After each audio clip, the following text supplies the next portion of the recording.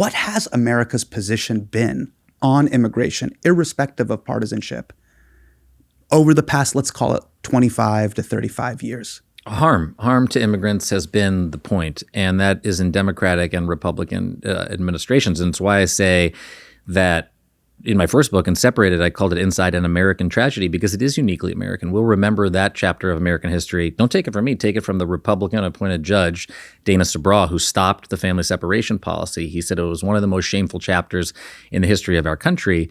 But it was just a chapter, and it will fit in with Native American genocide and slavery and the incarceration of Japanese Americans and the turning around of the St. Louis and sending Jews back to the Holocaust.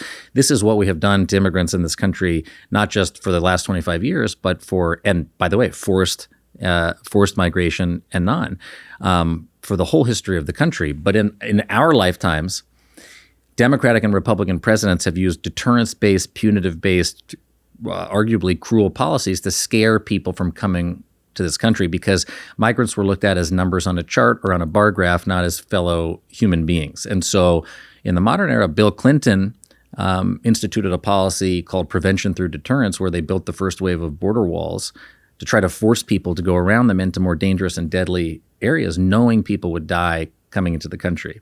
And then George W. Bush, post 9/11, exponentially increased the size of the Border Patrol, deported people en masse using a thing called Operation Streamline. Barack Obama deported more people than any president in the history of the country. It's why they called him the deporter in chief. And that's why Donald Trump, like that, could separate 5,500 kids from their parents. And Joe Biden, by the way, continued many of these deterrence-based policies, even though he said he wanted a fair and safe and humane and orderly immigration system.